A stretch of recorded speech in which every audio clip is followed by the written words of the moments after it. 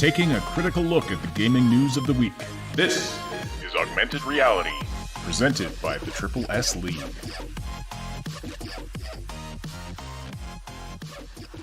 Hey everybody, welcome to the Augmented Reality Podcast, your source for news, leaks, and analysis about games and the gaming industry for June the 3rd, Wednesday edition of the show. My name is Ash, and I'm here as always with Cybsidian.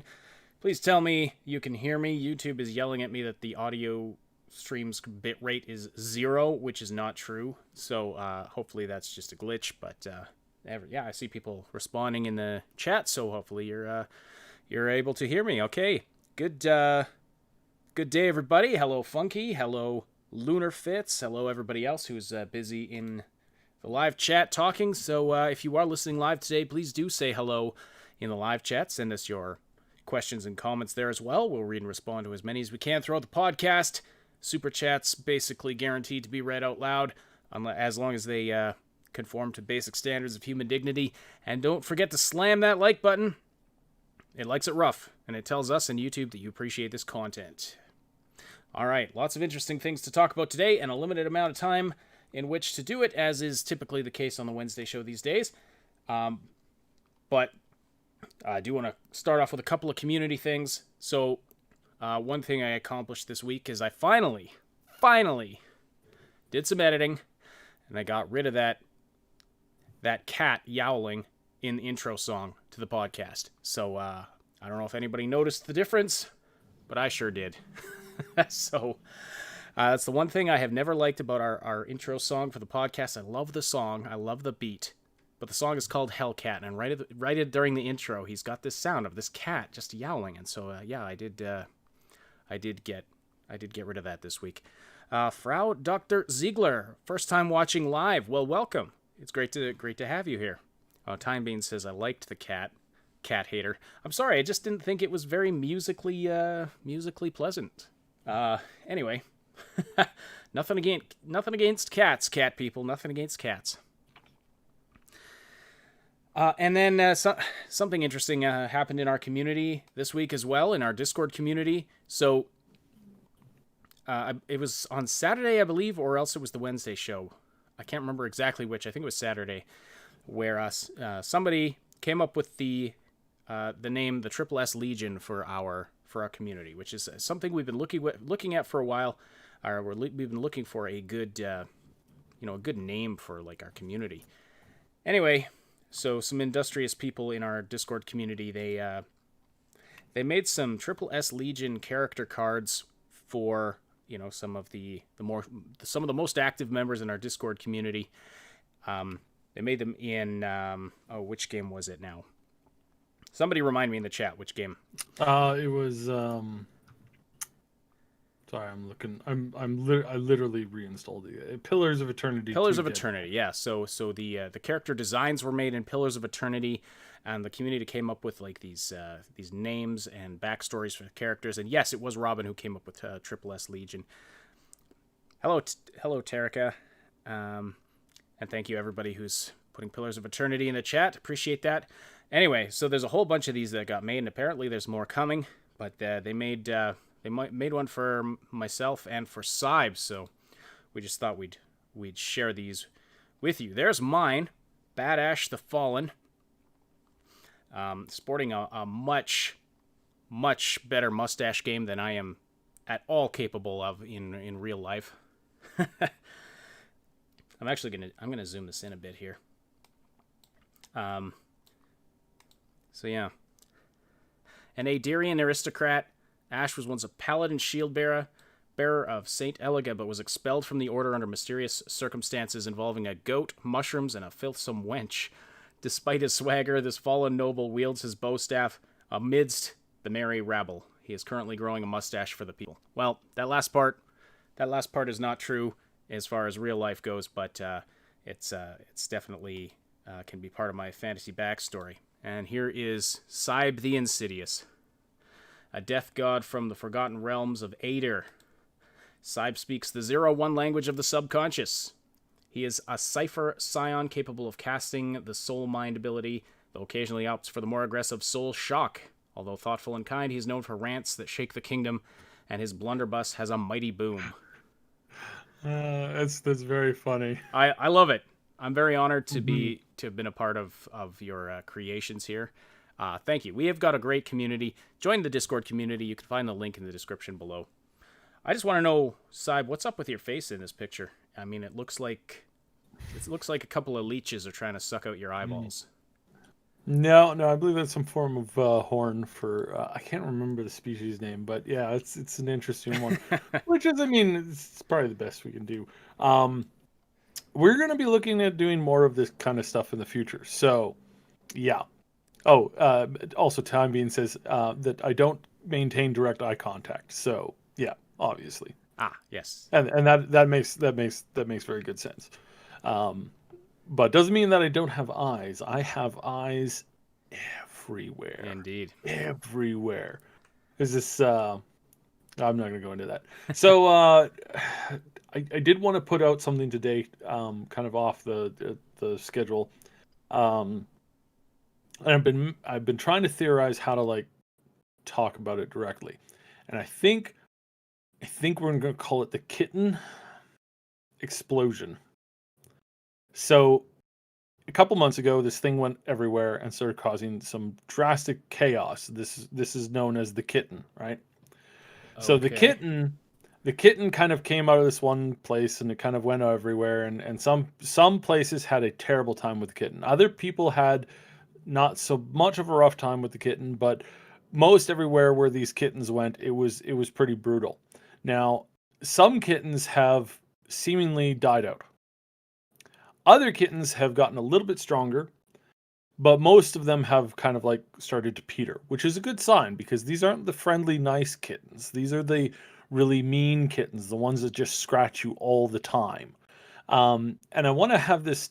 Just wanted to briefly mention that there's this thing called mutation, and this particular type and very particular strain of kitten can mutate very often. And it seems that most of the mutation that has occurred has been in our favor, right? Because now we don't have mad jaguars everywhere, eating us. Um, this is exactly what we wanted to do, and what most people didn't understand was the point of not going outside to feed the kittens in the last like couple of months. Um, was that we didn't want this to explode, because if you get something like this and the kitten ends up like breeding with a jaguar, then we suddenly have jaguar kittens everywhere that eat us all, and we don't want that. So just as a reminder to everybody, as much as you can, you got to keep practicing safe stuff, keep washing your hands, don't touch your face, because if everybody went out and got one of these kittens, the likelihood that would increase the number of most of them dying off, but that would also increase the baseline chance of there being more wild jaguar kittens that eat everybody. So I hope everybody's getting the metaphor, because again, we can't talk about this stuff without getting in trouble. And some people were kind of wanting an update on what's been happening with everything, and why suddenly it seems as if suddenly this has completely disappeared from everybody's mind, because Well, of other there's things that are definitely happening. been a lot of Hmm. other stuff going on that Yeah. has sort of taken our attention, and we're not going to delve Mm. deeply into that, but it is affecting things in the gaming world, so we do have to touch on it a little bit. Yeah. But I did want to touch on the kitten thing, because this is something that people need to remember, that the main reason why we don't all, you remember that South Park episode where one of the kids gets measles, and then all the parents are together, and they're all like, "Oh, hey, let's let them all get measles," Yeah, because they or confuse I it thought with it was chicken pox, chickenpox. right? Oh, they thought it was They chickenpox. confused it. They Okay. thought it was chickenpox. It was measles, and that's two totally different things. One, you do not want people to get, because these things can cause mutations. They can cause they can mutate and that kind of stuff, and you want to avoid that as much as possible, like as much as Right. possible. So we're still trying to And flatten that curve. yes, Yeah. yes. So there's a reason why you do that, and there's a reason why we just don't let there's a reason why you just don't let rats breed everywhere. that you want to go out of your way and make sure that you can stamp down those kind of factors. Well, what would solve the rat problem is more cats. Yes. Well, yeah, because I mean, And now the like metaphor has just gotten yes. Now the out the metaphor has window. been ruined. Thank you so much. You're the one who said rats, my dude. You're Yeah, the one who said rats. I know. I should have started with rats actually instead of cats. But anyways, just kind of putting that out there, because that kind of like, I want everybody to remember this, to be cognizant of this, because it's like now obviously there's been some boneheaded decisions as far as like what to do in it, and there's been lots of politicians who have been doing things that are I would say stupid and absolutely mentally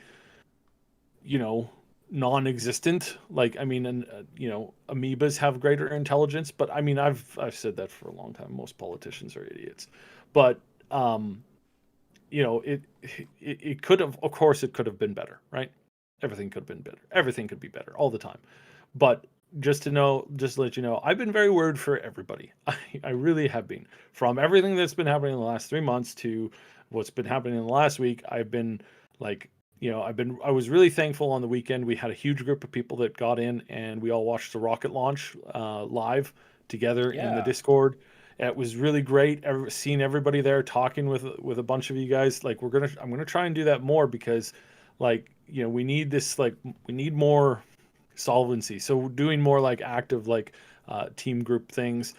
Great news today. This just popped up on the feed. I don't think you heard about this. Sea of Thieves is now available on Steam, and it's got a whole lot more content, a ton more content. So between that and a couple other games, we're looking at doing more community events. We're looking at doing more team stuff. So if you're interested in doing more team stuff, or having more fun, or just having somebody do more in Discord live shows, hop in, join the community, because it's like seeing everything that's been going on, and we do need some. We need to amplify the escapism a little bit. Yeah, I mean, clearly, the sort of isolationism was bad enough, but now there's some really bad stuff going on. So, yes, I would love to be live streaming more. That's kind of been a plan at the back of my mind for a long time, to be doing more live streams every week. It's just, especially with my kids home all the time right now, I don't know if that's going to be possible. But anyway, yes, more community stuff. I've been really glad to see the community stepping up, doing your own live streams, like just in the server, and getting together for games and things like that. Yeah. It's really awesome. And are we ready to announce this other project that we've been working on? No, absolutely no. You don't want to mention it today. Okay, so then we'll tease it. We have a new thing that's going to be kind of a new community thing, just a way of sharing some stuff that we personally like, that I personally spend a lot of time enjoying. So pay attention to that, because we've got a new thing coming up kind of soon, and it should help everything kind of branch out. So I'm really excited for that. Mm-hmm. That's why we gotta have longer pre-podcast meetings. Anyway, let's get on to talking about the news, and within sort of the realm of what we were just talking about. I mean, there are game events being canceled left and right now, or not canceled but postponed. So you just messaged me before we started and said the PC gaming show just got delayed. Yep. That's a new update. And Night City Wire, which a lot of you were anticipating. Night City Wire has been delayed from June 11th to June 25th. Yeah. I know, we've kind of, like, in the pre-talk there, we've kind of more or less set out why. And the main reason why there has been a delay is not because the game is needing more time. It's because of all the other stuff that's been going on in the last couple of days and last couple of weeks. And so that is the reason for the delay. They put out a message. Did you want to read that message, or do you want to leave it? Well, they said, we decided to move Night City Wire to June 25th. We still look forward to sharing new information about CP77, but more important discussions are happening right now, and we want them to be heard. We wholeheartedly stand against racism, intolerance, and violence. That's the tweet from from the Cyberpunk 2077 account. Pavel Sasko tweeted out, "I know you understand our decision. I'm dying to show you everything and talk about the game and spoil you with what we have prepared, but this is not the right time. There's work to be done in the world first." Now, there's been some debate and discussion about, is this a good reason to delay things? Like, is it kind of depriving people of some sense of escapism and normalcy and positivity while so much bad stuff is happening? I think that's a good discussion that's a valid discussion to be having. We're not going to dive into it here, but either way, that is what they've decided. So we have to wait, whether we like it or not. So it's another 2 weeks. Hopefully it'll be worth the wait.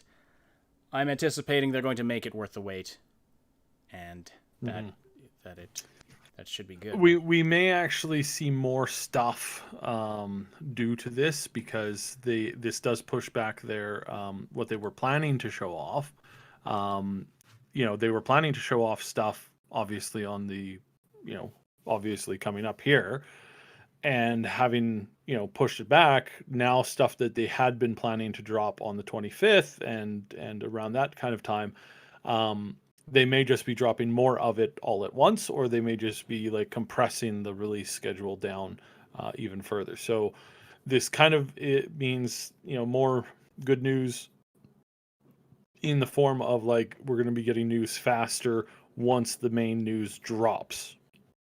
So unfortunately, we're going to have another quiet 2 weeks here, or almost 3 weeks. Yeah, 3 weeks. Almost, no way. Well, because it was supposed to be, it was supposed to be next week on Thursday, and then now it's pushed 2 weeks past that.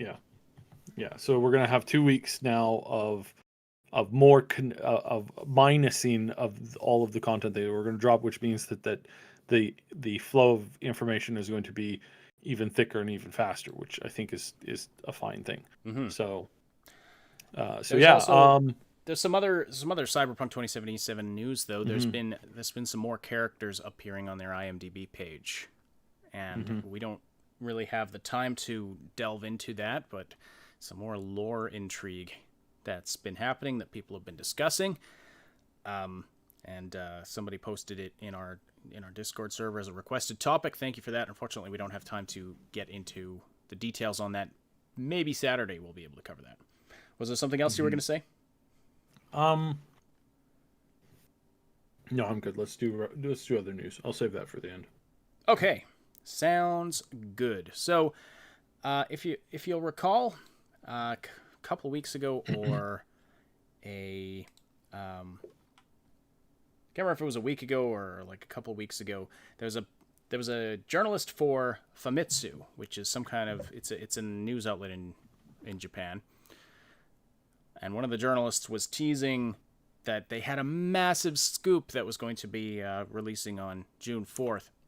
Oh yeah, which kind of super scoop kind of coincided with the 60th anniversary of Sega. So people speculated, and then I believe it was confirmed that it was going to be a Sega thing, and it is a Sega thing. But we have confirmation now of what the massive scoop was going to be, and then basically it was being played up as this massive thing that's going to shake up the industry. Well, I mean, it's in the eye of the beholder, I guess. It's something called Fog Gaming. And what the heck is Fog Gaming? Apparently, we're going to get more details on this tomorrow, but apparently it is some kind of streaming service for arcade games. And it's basically going to be exclusive to Japan at this point. But Sega is going to use... This is from Forbes. By the way, I've been really impressed with Forbes in terms of their reporting on gaming news. They do a much better job than most of the dedicated gaming news outlets. They've had some really good reporting. But anyway, so essentially, local arcades and game centers in Japan are going to be used as server farms in order to create low latency game streaming opportunities.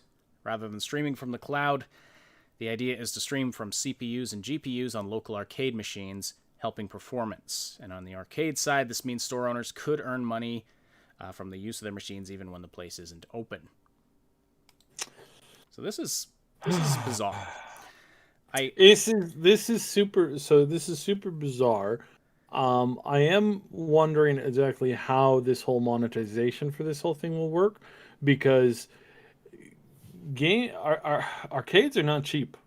Arcades are not cheap. You go to an arcade, you spend like 3 hours playing games. It's like you're gonna blow, a fair bit of money. Like, obviously not like, I mean, I guess depending on how many continues you use, but like, it's like arcades were built to eat money. I remember one of the first arcade experiences I ever had was that game where you play like Godzilla, Donkey Kong, or King Kong, and some of those other like city monsters as they work on. I think they work through like 100 levels, destroying buildings and stuff, and you can eat people. And this is a really old game. But I remember in one day I blew $20 on this, which back then, let me tell you, $20 could buy you 15 hot dogs, 15 Coca-Colas, 18 bags of candy marshmallows, and then like probably, I don't know, like 2 magazines on top of that. So this was a long time ago, way back when, in old time, we used to hitch the horse to the post outside the place. I'm not kidding. I also had to do that when I was a kid. Well, you needed the saddlebag to carry all those quarters, right? Yes, and the saddlebag, right? And so this hasn't really changed. I mean, arcades are still if you go to really pricey. A place with the standing the standing arcade machines, you can blow a lot of money if you want to spend any decent amount of time gaming. Again, we'll be getting more details on this tomorrow, but this is interesting. I mean, I don't see this taking off in the West, but I mean, maybe in Japan it'll be something that they really, it gets really popular. I don't know. I mean, Sega is a Japanese company, so maybe they just know the market there, and they believe this will be a success. But there's another decision they made that leads me to question their ingenuity of understanding the market. But you said you were about to say something else. But no. Well, I mean, it's so. I would be interested to see how exactly the this monetization works, because pachinko machines are very popular there. I don't know if this includes those or not. Like, is that going to include that? Is it just going to make it easier for people to basically do some form of gambling, or is it going to be more focused around like actual, like, just straight up entertainment games, and then how that's going to affect a bunch of other things really has me just kind of scratching my head. So yeah, very odd. Right. Well, again, more details tomorrow, so maybe we'll have more details to share on Saturday. But this also makes me question that the guy that was teasing this up as this massive industry shakeup scoop. Slight exaggeration, I think, and by slight I mean massive. I mean, it's interesting, but this is hardly going to have a nuclear impact on the industry, I don't think. It's just, yeah, I doubt it. I doubt it very much. But Sega also did something rather microscopic. That's kind of a play on words. To celebrate their 60th anniversary, they have announced the Game Gear Micro. I'm going to bring up a picture of it here. Well, actually, you can already see it on your screen if you're looking at the YouTube image today.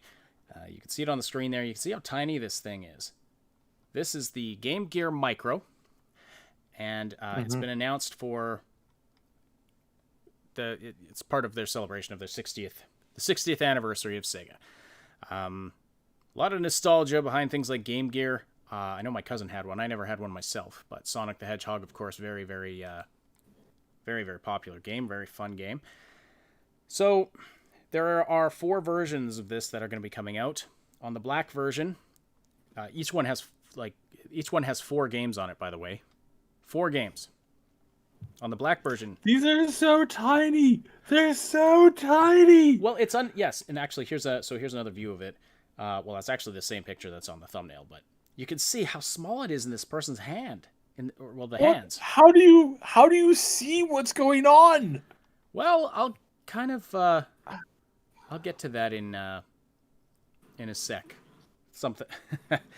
But the screen is 1.15 inches, which if that's measuring corner to corner like we often measure screens, that's a tiny, tiny screen. Holy crap. Mm-hmm. Mm-hmm. And the resolution is... It's written somewhere in here. I've just lost track of it. It's just a very, very small resolution. But the black version of the Game Gear Micro comes with Sonic the Hedgehog, Puyo Puyo 2, Outrun, and Royal Stone. The yellow version comes with Shining Force, Gaiden, Ensai, Jeshin no Kunehi. That's all one game title. Shining Force, The Sword of Hadja, Shining Force Gaiden Final Conflict, and Nazo Puyo Aruru no Ru. The red version comes with Revelations, The Demon Slayer, Megami Tensei Gaiden Last Bible Special, the GG Shinobi, and Columns. And then the blue version comes with Sonic Chaos, Gunstar Heroes, Sylvan Tale, Baku, and Baku Baku Animal. Now, I'm curious, how many of those games have you actually heard of?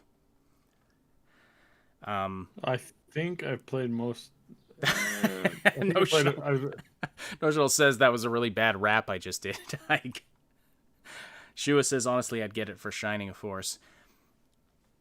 Interesting. Oh yeah, I've got the... I've got some more of the stats here, so... 80 by 43 by 20 millimeters is the total size. The display size is 1.15 inches. For comparison, the Game Boy Micro had a 2-inch display. It can be powered by 2 AAA batteries, or you can charge it with a USB cable. Where is the screen resolution? I know I read it somewhere here. Now it's gone. Okay, whatever. It's a tiny, tiny screen resolution. It's like a third. It's a third, if not a quarter, of standard definition. So super, super tiny, which of course is more akin to what games were running at back when the Game Gear was a thing. But anyway, what would you pay for one of these? So a little tiny, tiny handheld console, each one coming with 4 games. What would you pay, Cyb? Is there a possibility that this can just connect to my phone and function as a controller? Not that I've seen. I haven't seen any indication of that. Then there's not really any reason for me to utilize this thing at all. Like I just don't see the point of it. Well, what do you think it's worth? It's too small for let's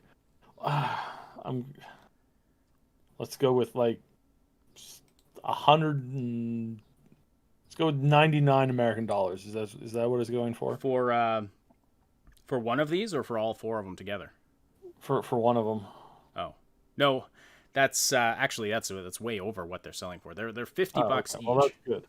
Okay. They're $50 each, and I'm just thinking $50 for this tiny little thing with 4 games, or you can buy a bundle pack with all 4 for $250.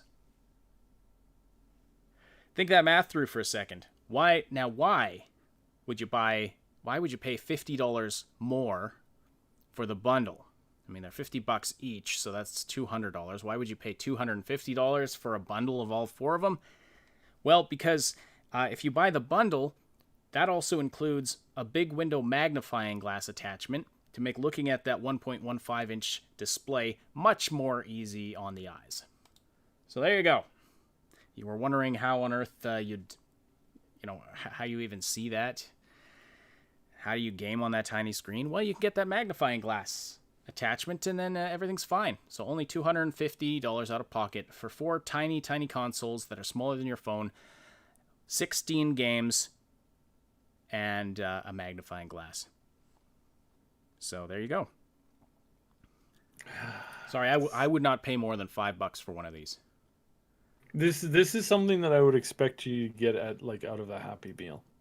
Yes, exactly. Like, seriously, so porting the games to this is like, they're tiny. These old games are tiny. You don't need any storage space whatsoever. I can't imagine that the manufacturing on these tiny little handheld consoles is anything spectacular. Like, what are they offering here? This is baffling me. The value that they think. Now, when you said $99, were you guessing the actual price, or were you guessing the value? Because No, I was guessing what they'd be trying to like retail. yeah, fair it enough. for. Yeah. So a little bit of plastic, little like this reminds me of those little Game and Watch games that you used to get way back. Yeah. No, this doesn't. I guess they're trying to capitalize on they hold the bottleneck on these old games, I guess. So I guess they're trying to capitalize on that. They're trying to follow in Nintendo's footsteps with the release of like their Nintendo mini consoles and stuff like that. But the thing with those is they came with way more games. You can plug them into your TV, play them like an old system. You know, you're not confined to a tiny little mobile screen. I don't know. This is baffling. I'd be curious to see how well these actually sell. This is baffling to me. But they've probably done their market research and realized, yeah, there's going to be people who are willing to pay that for. Well, I mean, a lot of it comes down to just like brand name stuff. I mean, I know people. Oh yeah, you pay a ton for the brand name. Yeah. Yeah, just for the brand name, just for something that they think is something connected. It's like save your money, people. Save your money. Don't buy this kind of garbage. Like I am so confused. I am so confused when it comes to shoes. Like Ash will tell you, my shoes. I think I've talked about this on the podcast before. They're double armored, full like not full like knee high, but like they're like full boot. They're like super protective. They have an armor plate on the bottom, and those things are like I think American. They're like $150, and then I know people who spend like $200 on sneakers that don't even last a summer. It's like what? Yes, but how? It's how? It's about style and fashion. And yeah, I mean this may be for collectors. I don't know. Notional. You're actually right. It is what they made for. Oh, that's funny. Sorry. Sibes shoes are made for walking through a minefield. Yes, exactly. Benny Bronco says, I believe it's just a collectible. That's potential. Yeah, I could get behind that if it was offering more games, and like if you had every Game Gear game that had ever been created, or at least the vast majority of the popular ones loaded onto one of these things. But to have to buy separate ones to get all of the games, that just screams cash grab to me. Yeah, it's and then to put it in this bundle that includes the magnifying glass, because they know that this screen is too small. Clearly, they built a magnifying glass for it because they know that people aren't going to be able to see this freaking screen. Again, the best thing they could possibly have done with this was to release this as a controller and as a collector of like, kind of have like maybe like a storage thing in there for the other games, and that you could connect it to any smart device. Like you could actually connect this to, I don't know, like your TV or a cell phone or a tablet or something like that, and just be able to play the games with this very tiny controller. I actually think that is a brilliant idea versus like this, where it's like, I do not see the point of this other than as a collector's item. And as a weird collector's item too. It's so bizarre. I'm just trying to imagine playing Sonic on this, traveling so fast. Like, how do you have response time with those tiny buttons? I don't know. Well, to be honest with Sonic, it's not actually about seeing what's there. It's about it's essentially about like memorizing the maps and then just being able to like muscle memory your way through the entire map.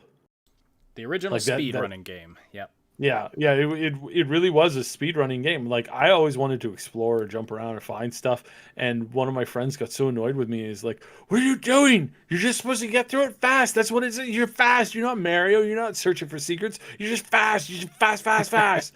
Just go, go, go, go, go, go. That's Yeah. the point." And I was like, and I was always disappointed with that because I was always like, "Oh, well, that's really sad." Hmm. Yeah. So But you watch speedrunners actually play Sonic now. They can get Sonic going so fast that the camera can't even catch up.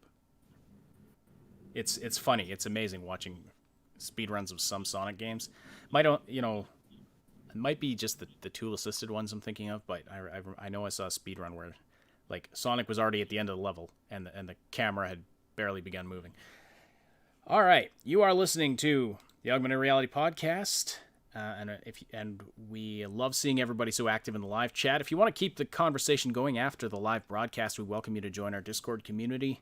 You can find the link in the description below. It's a place where you can chat with us and other Triple S community members, but all the things we love to talk about. The Triple S Legionnaires, is that the word? Talk to the Triple S people, our wonderful community, about anything that related to games, movies, whatever nerdy things you're into.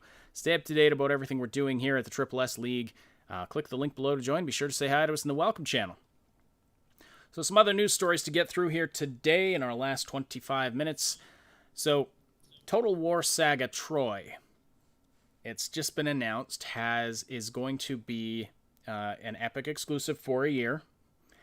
And in a plot twist from previous Epic exclusives, it's going to be absolutely free to own and keep if you get it in the first 24 hours. So it's basically for the first 24 hours, you can get Troy, a Total War Saga free on the Epic Games Store. And that's free to keep. It's not like a free trial or anything. Deal worked out in Epic with the publisher, Creative, or the developer, I guess, Creative Assembly, and said, we're just going to let people download this game for free, and we're still going to pay you for every copy that they download. So like the developer is still getting the money for it. So this is definitely an aggressive move on Epic's part. So here from PC Mag, as part of the deal, Epic would allow players to download the game for free for the first 24 hours while still paying the developer for every copy. And it's hard to turn down such a deal. And as Creative Assembly state, for Total War's 20th birthday, this felt like an opportunity too good to pass up. At the same time, it's an opportunity to get a lot more gamers trying out a Total War title who otherwise wouldn't if they had to pay. Long term, it certainly holds a promise of growing the user base interested in future game releases in the series. That seems to be a summary of where Creative Assembly stands on it. And Epic, of course, that's a massive investment on Epic's part. I have to think that's just a massive amount of money that they're offering to, because I don't know. Do you think they offered more money on top of this? Did they just say we're going to let people download the game for free and we'll still pay you for all of that, or do you think they offered more money on top of that in order to get the developer interested in the deal? And obviously they offered something for the exclusivity deal.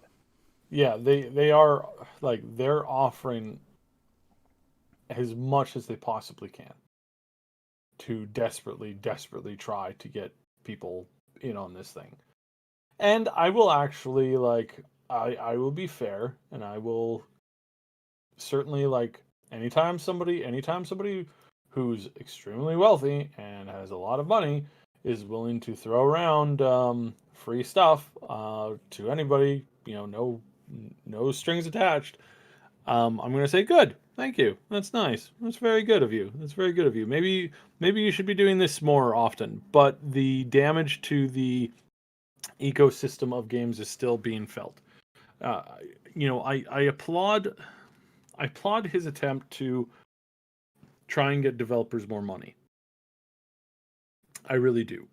And I wish that he had the same openness towards a lot of indie games that are, have a hard time getting featured, or games that just deal with topics that, are considered, sensitive. But I don't know. I don't always see him doing that. Instead, what I kind of see him trying to do is trying to uproot Steam as the go-to. And again,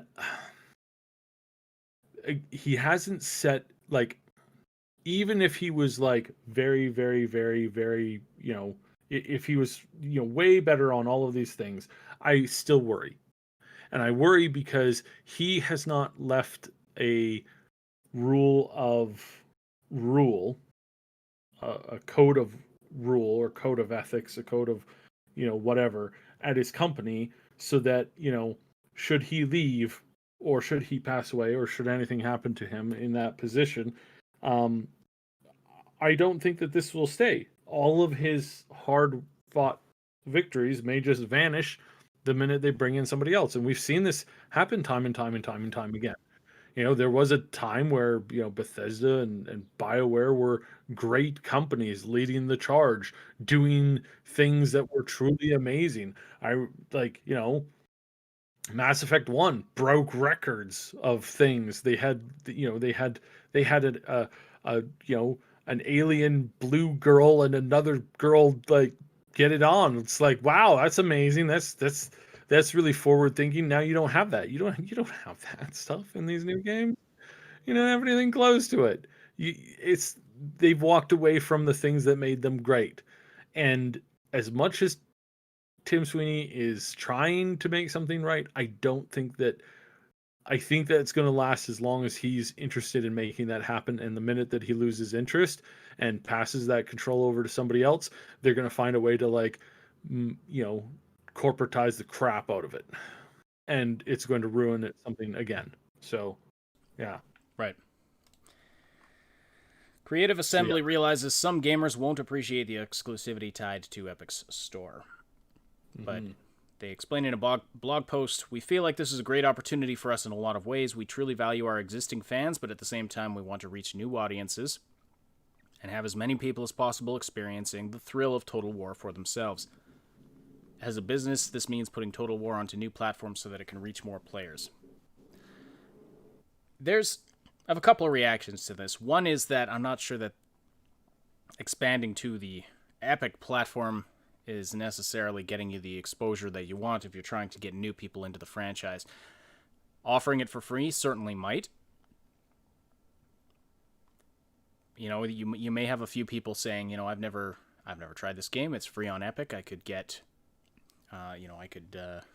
get the Epic store and just download this game for free and try it out. It's like a no-risk trial except for your time. But I mean, is that going to be enough to get people to launch the Epic Store if they don't already use the Epic Store? That's my question. Yeah. It's one thing if you're already on the Epic Store and it's like, oh, free game, okay.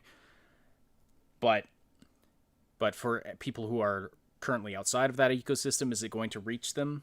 I don't know. I don't think people are itching to download the Epic Store onto their machines. I mean, could be wrong about that.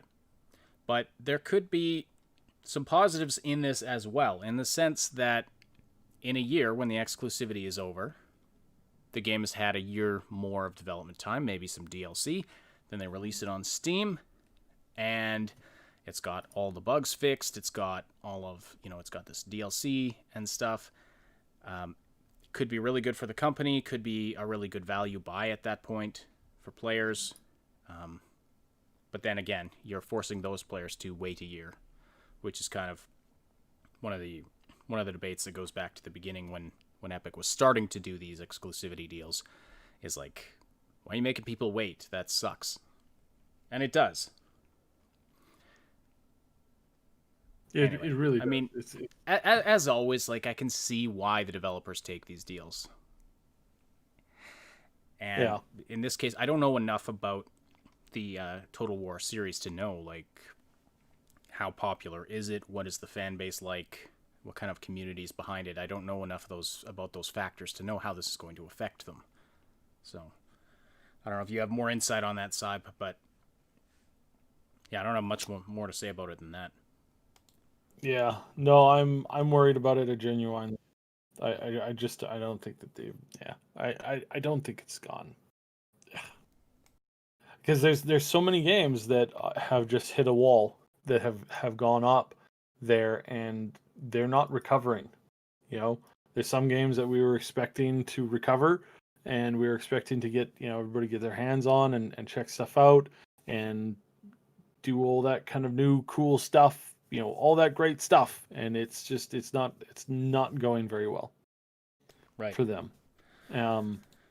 Tim Sweeney Some of seems these to games- think it's going well, though. Yeah. So, during an interview with GameSpot as part of GameSpot's Play for All event, Tim Sweeney claimed that the free giveaways that they're doing on the Epic Games Store have resulted in increased sales of games on other platforms. No idea what data he has to back this up. He didn't really share that. Again, it's a claim of like, oh hey, look, we've made other games so much more successful. Where's your proof, dude? Right. Don't have any. Okay. And when they have released stats in the past, it's been questionable. Yeah. So, and it's been filled with like a lot of stuff, and I've spoken with a game developer who signed on, and he says that every single one of his core, like, he was working on his game, and he had thousands of people who were there every day on his forums, giving him positive feedback, being his fans, sending him moral support, supporting him, hanging out, doing, talking in their discords, in their forums, being present in the community. Then he made this switch, and all of those people left, and they haven't been replaced. Means that whatever deal he made was like a deal with the devil, because he's not getting anything out of it anymore. And his community has dried up. And this is what's happening everywhere I look. The community has driven up. Or not driven up, dried up. Yeah. Well, this is going to be a problem going forward, because you take that deal, you get a nice one-time payment now, but if your game doesn't sell, then you think you're going to get another exclusivity deal from Epic.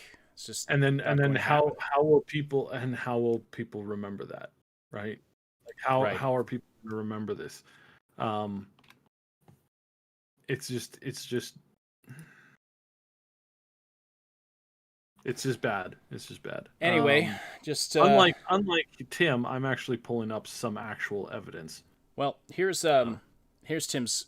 I'm going to quote Tim's statement just for full context here. So he says, you're not going to go out and buy, if you're not into games like Satisfactory, you're not going to go out and spend money to buy Satisfactory. But if you get it for free, you realize it's an awesome game. People have discovered a lot of great games that way. It's been a benefit for game developers. Most developers who launched their games for free on the store found that their sales on Steam and on console platforms actually increased after they went free on Epic because of increased awareness. And so it's been a really positive thing, and it's brought tens of million new users into the Epic Games ecosystem. Brought tens of millions, really. And that's been a wonderful thing for the company. Well, I can see why that's wonderful for Epic, but yeah, I'd be curious to see his actual data on this, as far as their sales on other platforms increasing after they went free on Epic. And again, I don't even know how these free game deals work on Epic, if Epic still pays the developers for all of the downloads like it's going to be for the Total War game. Yeah, I don't know what goes on behind the scenes there. So I've been pulling up a website here that I'm not going to name the company, but this was a guy who bought into the whole thing, put his game up there, and has been looking to try and get his game made, and he's lost, like, I'm using a second site here just to make sure. He's lost like 80% of his traffic in a year. He released the game in August on there, so I mean it's not coming to Steam until August. He's lost 80% of his traffic from a year ago. That means that there are not very many people, excited for his Steam release. And I know for a fact that he had sold, it was something really, really low. It was under 10,000 copies on Epic. Some people, like, some estimates, I might say it was as low as like 4,000. It's like, that is bad. Like, that is so bad that for your game that prior to this announcement had at least 100,000 pre-orders on Steam. Was it worth it? You killed your entire game. Looks like you killed your company, your website, everything. Was it really worth it? All those people, all those supporters, all those people that loved you, when all you had to do was like, look, I'll launch on your title, but you'll have to let me launch on Steam too because you're too new. You want a site that has like content that has, the ability to bring in new people, then sure, bring me in. But I need you to not, screw over my entire company. So it's really bad. And I mean, he's made some videos where he just sits there and he mocks people who were upset with his decision. It's like, well, there you go. That's a brilliant way to do it. And no, it's not Oblitz. It's a different one. Right. But it's like, how far can you go out of your way to basically kill your company? And this is what Tim Sweeney has encouraged and continues to encourage, because Tim Sweeney, you don't pay the bills, dude. You don't. You're not responsible for these companies after they sign that deal. You give them a big package of money and you promise them the moon. They lose so much support. You know that this is happening and you do nothing. You do nothing. So no, Tim, your system is still flawed. It's still gross. If you had started with things like this, maybe sure it would be better. But this is pretty despicable. And it still is despicable. So, yeah. There are ways that he could be doing this better to actually help developers, but I don't see him doing any of that. He's still continuing to, like, I don't know, dude's in his own head. That's all I can say. Dude is literally in his own head. Yeah. No, I'm done with that. Yeah. All right. We're coming up against the clock. A couple more stories here. I don't think we'll get to both of them. So there was a news story from Jason Schreier that I think we're gonna have to push to Saturday. But I wanted to talk about this situation with Ubisoft and their game TrackMania, because this really has to do with redefining words, which is something we've been dealing with a lot lately. Xbox puts out so-called gameplay content, and it's not gameplay. It does not fit the definition of gameplay. But you had people in their live streams saying... It all depends on what the definition of gameplay is. I mean, if we promised to show you gameplay and we didn't show you gameplay, instead we just showed you a bunch of screenshots and a bunch of, like, cinematic stuff, and we said, hey, I showed you actual gameplay, and I most certainly did not show I did not show you sexual relations with video game content via in-game cinematics. I did not do that. Yeah. And then later on, everybody's sitting there going, you lied to us. Oh, no, I didn't. I didn't lie. I didn't lie. I just have my own definitions for these words that have... What's that? Mm-hmm. Agreed upon definitions? You Neanderthal. But yeah, so Ubisoft, for some reason, there's this game called TrackMania, which I never heard of, but apparently it is some kind of it's one of these user content games where, people can build tracks for people to race on, that kind of a thing. Mm-hmm. So it's a car game, like it's a racing game of some kind. I don't know a lot of details about it, but apparently, like, this is the newest game in the series, and it has several tiers of access to it. But Ubisoft, for some reason, is going out of their way to assert that they're not charging a subscription for this game, despite users having to pay for it in yearly installments to get access to it. Now, series fans have expressed disappointment with the pricing model on the TrackMania forums, and they're calling for the developer, Nadeo, to consider having a lifetime purchase option for those who don't wish to subscribe. And responding to these comments, a member of the Nadeo team is insisting that this is not a subscription. She says, "It is not a subscription model, but an access to the game for a limited time. You pay for having access to the game for one period, and that's it. When that time is over, you have to buy the game again for the time that you want to access it again." That's literally a subscription. Like, she just said it's not a subscription, but actually it's a subscription. That's literally what she just said. So I don't know why they're quibbling about this. Like these people and their wordplay. People and their wordplay. I loathe wordplay more than anything.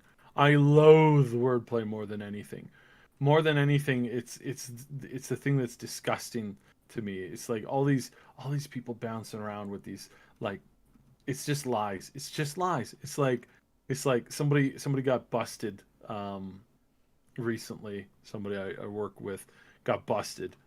And it showed them to be nothing more than an absolute hypocrite. And you're sitting there going, "Oh, are they gonna pay the Pied Piper? Are they gonna pay the cost for their lie?" Nope, of course not. To respond, because why? Yeah. Well, to respond to Time being here, Saib's not talking about wordplay like in a joking or clever way. He's talking about people who mess around. He's talking about it in like a slimy politician kind of way. You know, depends what the definition of the word is, right? For those of you who are familiar with that whole chapter of American history. Yeah, so it's very bizarre to me that they're quibbling over the definition of the word subscription, because now I'm reading this article from gamesindustry.biz, and their managing director responded to the article with additional clarification, and he writes that the model could also be likened to a season pass, in that it gives players a way to pay up front for any additional content that is released during the allocated period, and that players keep this content after that period ends. Okay, that's still you're still just describing a subscription. It's like a magazine subscription. Oh, we're releasing a bonus issue during your subscription period. You know, you don't send the magazines back when your subscription period is up, but it's still a subscription. So it's ridiculous. Just call it what it is. It's a subscription model. Just deal with that. That's okay. I mean, you're not going to make your community members who don't want it to be a subscription. You're not going to convince them to jump on board just by insisting that that's not the word they should use.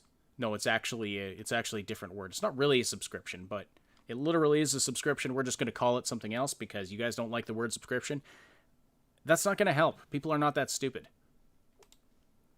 Especially gamers. Gamers are not stupid people.